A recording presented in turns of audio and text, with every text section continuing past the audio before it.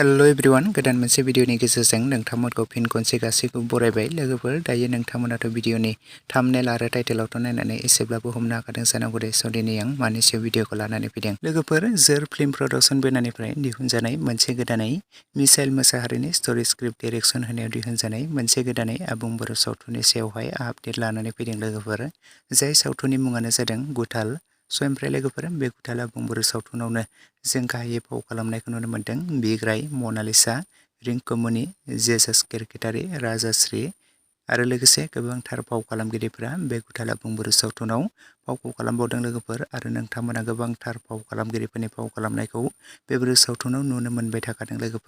लोगोफोर बे गुथाल आबुं बर' सावथुनखौथ' नोंथांमोना गोबाङानो पार्ट 1निफ्राय लानानै पार्ट 7सिम गोबाङानो नायखाबायमोन आरो नुखाबायमोन नङा होमबा लोगोफोर आरो नोंथांमोना गोबाङानो बे गुथाल आबुं बर' सावथुनखौ गोबाङानो नायनानै अनसायदों आरो गोबां रायजो राजाफोरनि बे बर' सावथुना अनसायनाय मोन्दों आरो लोगोफोर बे गुथाल आबुं बर' सावथुननि नोंथांमोना पार्ट 8खौ जोबोरैनो नायनो होननानै एक्साइटेड जाबाय थादोंमोन गोबाङानो कमेन्ट्सबो खालामबाय थादोंमोन माब्ला रिलिज खालामगोन माब्ला नुनो मोनगोन होननानै लोगोफोर फाइनालि बे गुथाल आबुं बर' सावथुननि पार्ट 8आबो रिलिज जानानै थांबाय दाखालिसो आरो नोंथांमोना सोरबाफोर बेनि पार्ट 8खौ नायालासिनो थादोंब्ला रिंसार ब्रह्म चेनेलाव बयबो थांनानै नायहैनो हासिगोन लोगोफोर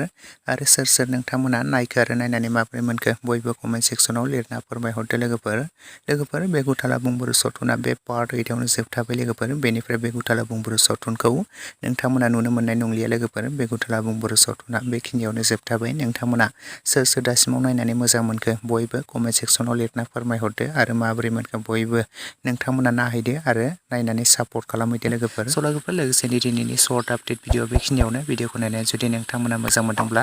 लाइक खालामदो शेयार खालामदो लोगोसे चेनेलाव गोदानै फैदोंब्ला साबस्क्राइब खालामनानै खाथिनि बेल आइकनखौबो अलाव प्रेस खालामना लादो जाहाथे नोंथांमोना बेफोरबायदिनो माखासे गोदान फैनो गोनां माखासे